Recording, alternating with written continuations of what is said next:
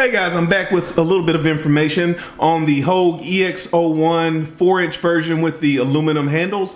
I got this knife last Wednesday, and I immediately left for a trip to the mountains, and I stayed up there until Saturday. And while I was up there, I used the knife, you know, around the house for basic things, cutting open some packages, cutting some light plastics, some things like that. But I also took it out and used it a little bit out in the woods. I'm gonna cut in some video here. The first thing that I did with it was I walked around and I found a stick.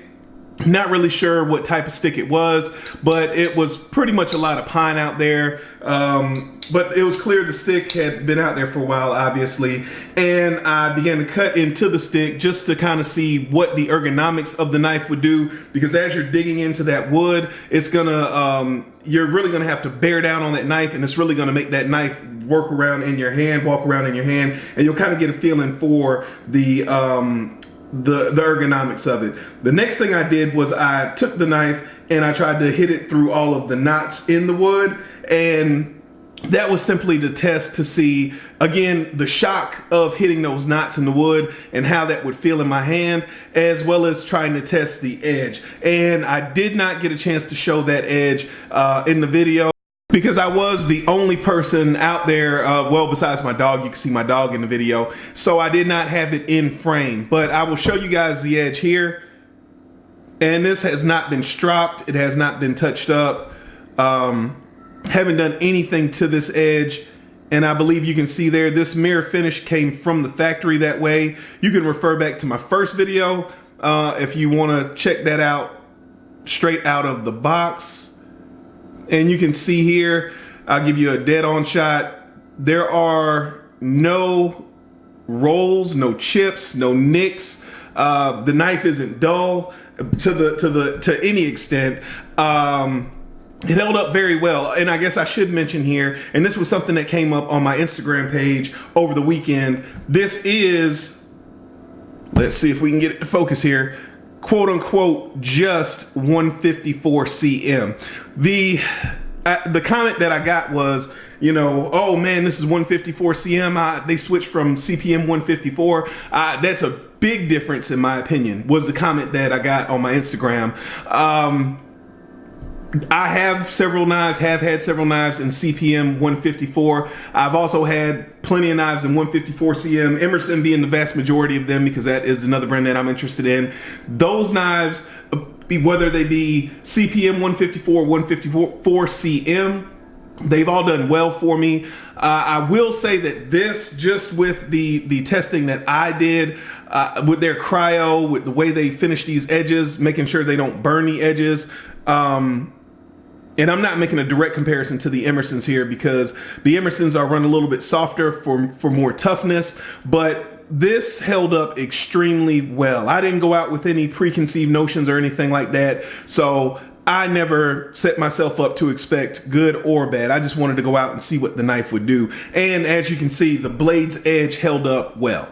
The next thing I did was I went out and I stabbed the tip of the knife into a piece of wood, and some of it was rotten, but I was jabbing it in there pretty good, and you can see it's taking off some pretty decent chunks. I'm putting some pretty good lateral pressure on the knife, which is something that will not only test the tip, but it also will test the to see if we get any blade play, and I'll come back and talk about that in a little bit.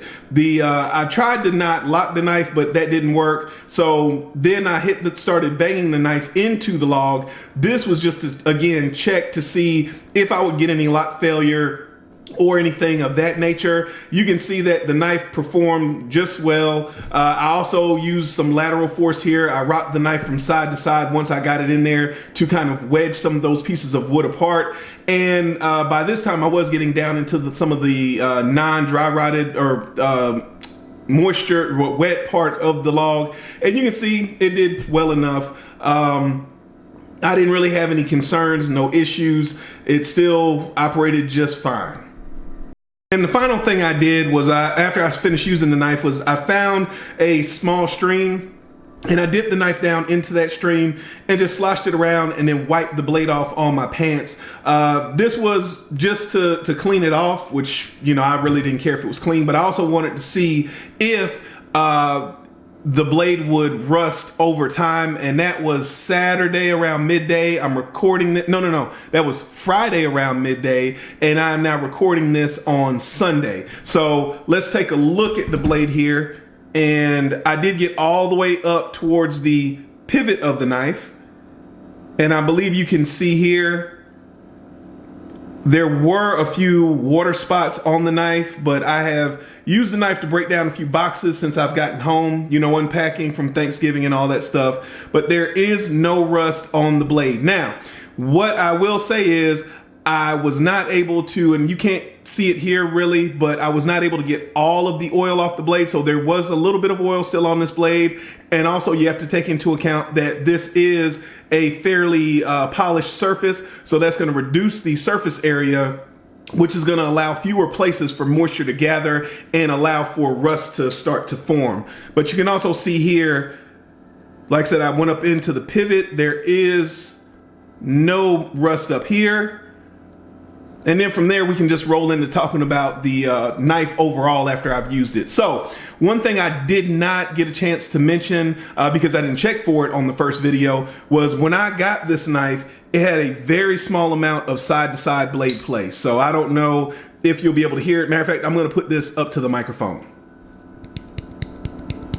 So that's, again, I don't know if you can hear that in front of the camera, but I'm sure you could hear it behind the camera. Now that is not a significant amount. It's nothing that is super wobbly, but after beating on the knife a little bit, it is definitely more noticeable. I don't, honestly, you know, I like to give you guys, you know, everything as I see it in real time. So I don't know if it's the side-to-side play, but when I try to rock the knife up and down, like I say, I don't feel anything here, but if I try to go a little bit faster like this, I do feel like there is just a touch of up and down play, but I don't know if I'm inadvertently wobbling side to side. So the first thing I want to do is I want to tighten this pivot down before I judge if there's any up and down play. But I did want to mention that to you. The centering of the blade. On the first video, it was slightly off.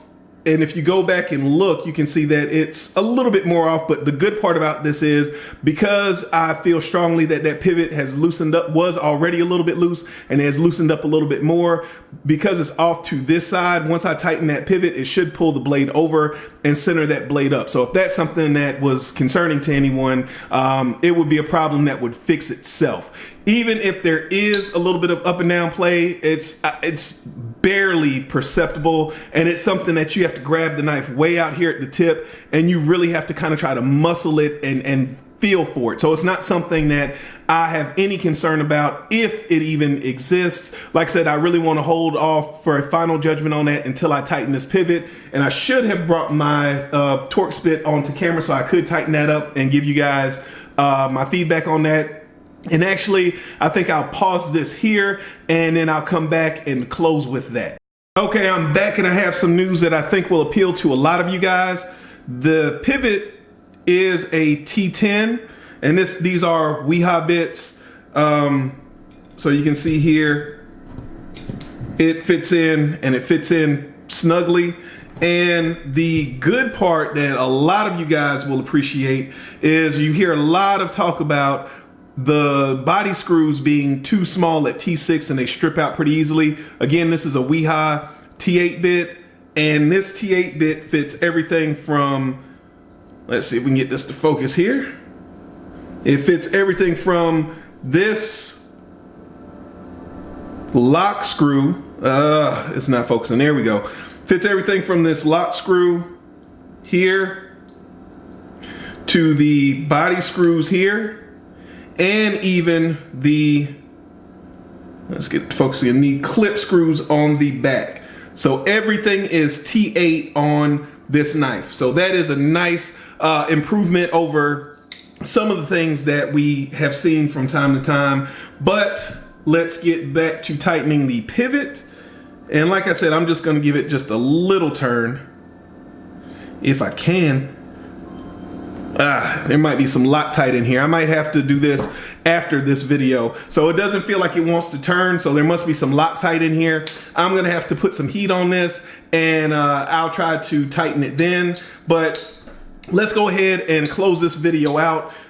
The action has smoothed up significantly. One of the things that I've noticed with using this knife, and I guess I should say, on the way up to the mountain, I flipped this for about 20 minutes. On the way down from the mountain, I flipped this about 20 minutes. And then riding around last night, I flipped it for about 20 minutes. So on top of the use I've gotten out of the knife, I have flipped this for about an hour.